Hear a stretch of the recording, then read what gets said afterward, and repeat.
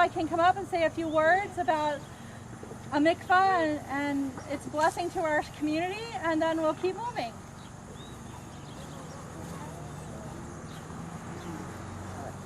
Thank you, Anne, and everybody who came out.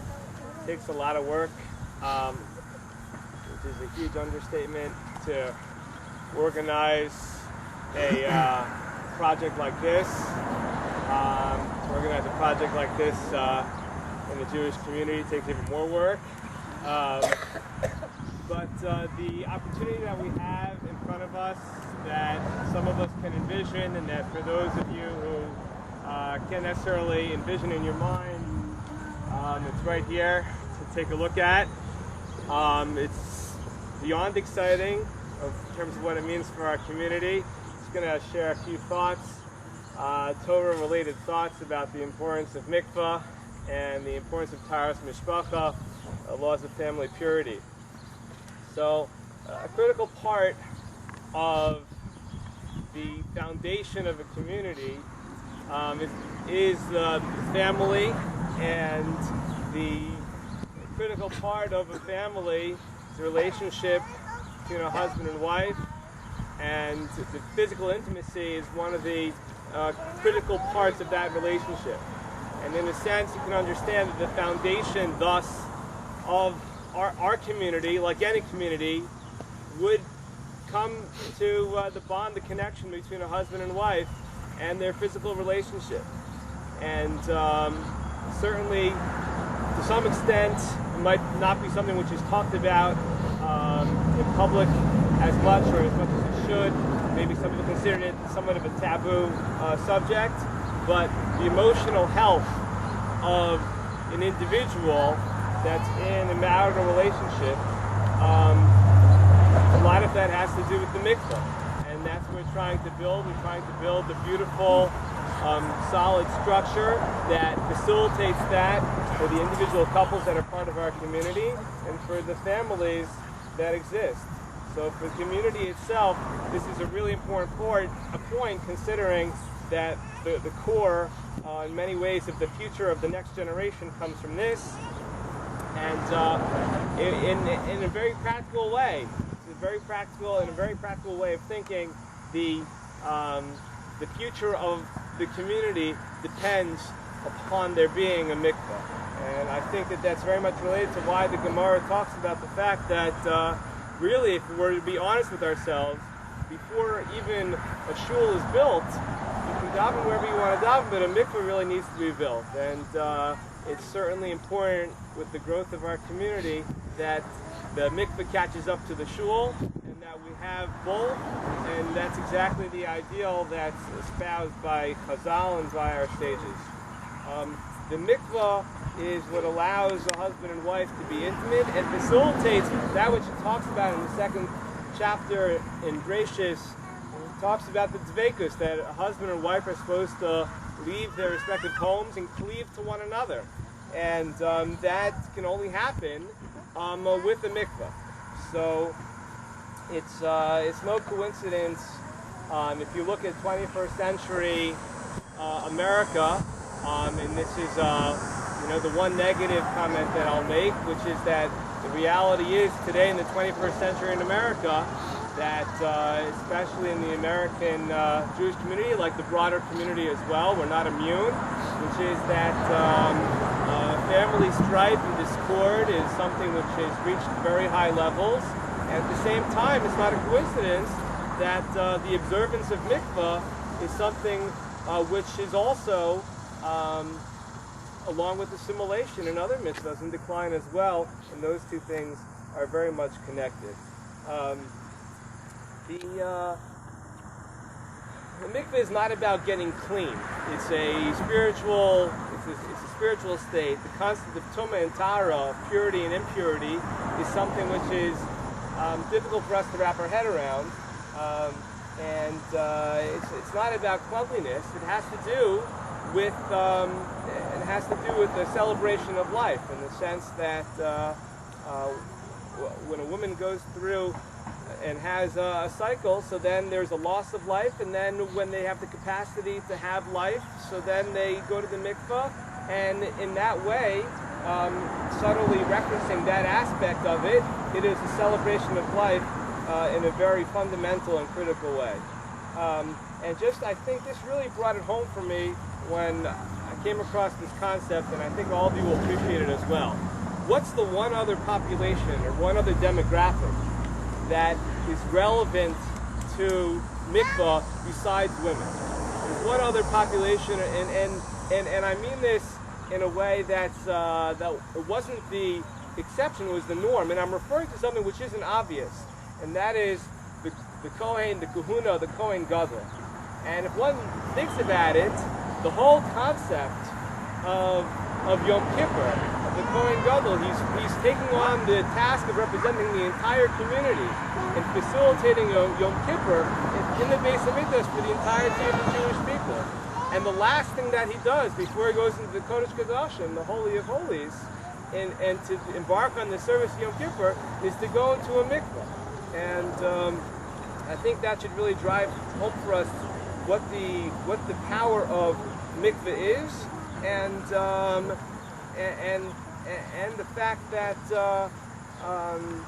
there's in a very personal, intimate way between a husband and wife, that the mikvah precedes an act of not of national intimacy, not of a great national importance, but for them a really critical part of their schedule, of their routine, of their family life.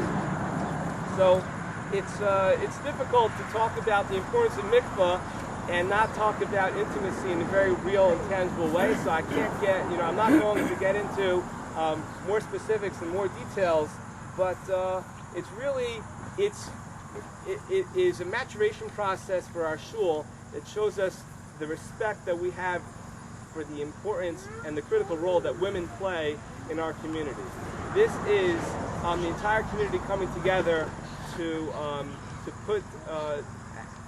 glorify the involvement and the most important part for a woman, and understanding the importance women have in our community, and to embark on the largest project that this shul, this community, has ever been involved in many, many decades, since it moved to 6300. It really says a lot about where we're going, who we are, what our principles are. I just want to share lastly just one other idea, which is that the mikveh stands as an antidote to a lot of the issues that go on often in secular America. What I mean by that is that the mikveh is meant to help us understand that for a couple, that a marriage is not supposed to be boring, it's supposed to be exciting, it's supposed to be rejuvenating at times. It's supposed to help us understand that the laws of family purity are there to help us understand that there's a beauty to having restraint. There's a beauty to having separated. There's a beauty to facilitating personal space for people, such there's a time when they can be intimate, a time when they can't be intimate. And this is what the mikvah all represents. And during the time when a husband and wife are not able to be intimate with one another, they learn how to appreciate one another in other ways. They learn how to talk to one another. That's the idea, that's the message that the mikvah is supposed to put out there. And that's what we're all of us are supposed to try to strive to learn how to treat each other equally. And the mikvah is there to help us realize that we're more than just sexual beings, but there's more to it, there's more to us than that, and to treat each other as equals, etc. So that's the end of what I wanted to say. I just want to extend a mazel tov to the community. It is a true labor of love for myself, for David, for Ann, for the construction committee, the design committee, the finance committee. We couldn't be more pleased with the response that we've been getting from the community, and the fact that that everybody on the committee really loves the community in a very deep and profound way. Makes this project all the more rewarding and all the more exciting. So I want to wish you all in the community a mazel tov, and we look forward with great anticipation to the final construction of the mikvah. Thank you.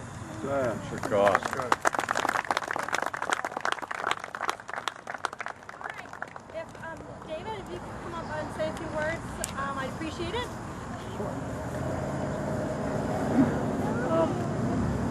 I'll be brief. It's a little warm. We wanted to build this in the winter so everyone could come out, but timing didn't work out that way. Rabbi Asher, I think, hit almost every nail on the head. There are only a few things that I wanted to talk about. First of all, for many of you, if you don't know, this project has really been, to Rabbi Asher's point, a labor of love for him for the better part of 2.5 years now. It's taken a long time to get to this point. There are about 1,000 different ways you can go about fundraising and building and getting a project like this off the ground. I think we tried just about all of them. But really, where we broke walls down is when, Rabbi Asher and Mikvah USA kind of came together to help us get a foothold in a very steep wall to start this project from a very real perspective. And to say that fundraising and help from the community snowballed after that is an understatement. We're here today for a groundbreaking. And in a very literal sense, that's exactly what we're going to do. But that's not what people are here for. A groundbreaking is also something that marks a pivotal point, a revolutionary point. And when you think about our modest community and the challenges that we've had to overcome, to think that in 2015 we would have been able, considering where we were 5-6 years ago, when the food festival was just an inception and a thought in our mind, when it was in the social hall of our shul, when we had repairs that were astronomically priced over the last few years, to think that we would be buying a piece of land, constructing our own property, the exact design and specifications that we would want, this was a challenge that I think many people thought was completely insurmountable. And that is what is groundbreaking today. It's that pivotal point where we can say as a community, yes, we have very large challenges. Yes, we have a lot of work ahead of us, but we have the following and the resources and the support and the backing to get done at a very minimal effort, the things that we have to have, that we've gone for a very long time without. And the two coolest things that I can see here today, first of all, are the sheer amount of people that actually just walked here today. How awesome is it going to be to just be able to walk to our mikvah? The first thing. The second thing is, and KBI never has to ask or put out a request, but just look at the amount of kids that are out here. This is who we're building the mikvah for. Yes, it's for us. Yes, it's for most of the folks that are here. For everyone here that had to, tovel dishes in the river or somewhere else because it was the most accessible place at the time. Now, we don't have to do that anymore, but really for all of our children, this building is going to stand for decades to help them and to be a support for them. I just wanted to go over a few statistical points for everybody because this is an opportunity to talk about where we are.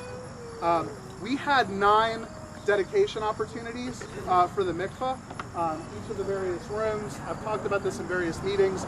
6 of those 9 have been dedicated, have been sponsored. That has gotten us, I'm rounding up just a little bit, but that has gotten us to our $269,000 mark, right? Remember, the project in its entirety is $315,000. So we're pretty much most of the way there. We have about $45,000 left to fundraise. All of that can be covered with the 2.5 dedication opportunities that we have left.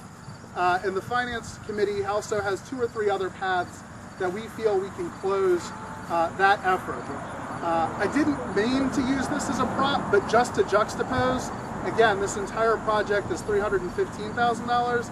The house next door is selling for $300,000.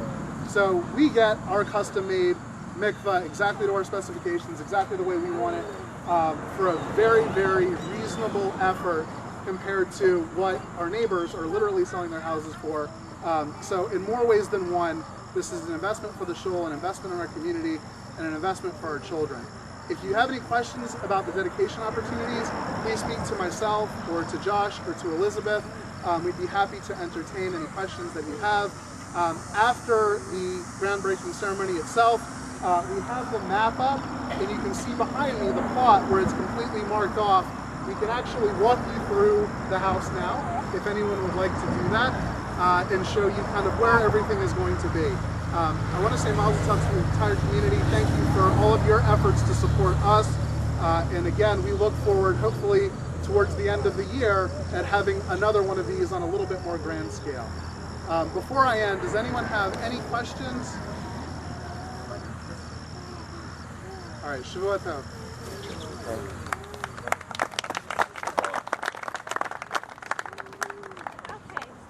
Now, if I can have David and the rabbis, we'll have some groundbreaking, and then we have refreshments over here with some water and cookies for the kids and that kind of stuff, so everybody can get a little refreshed before going home. Yeah.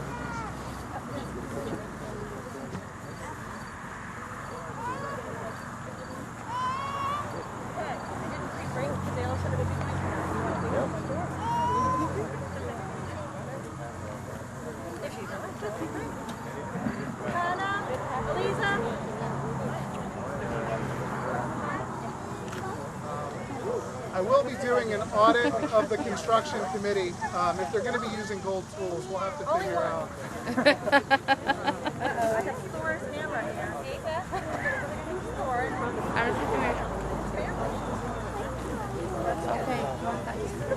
Will this help? Get it done in a day, right?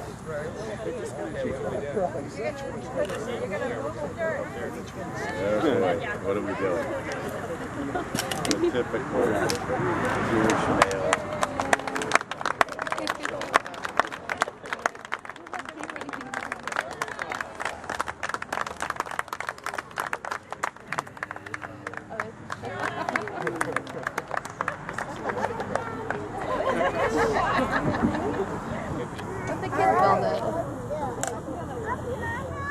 Thank you guys so much. Thank you everybody for coming.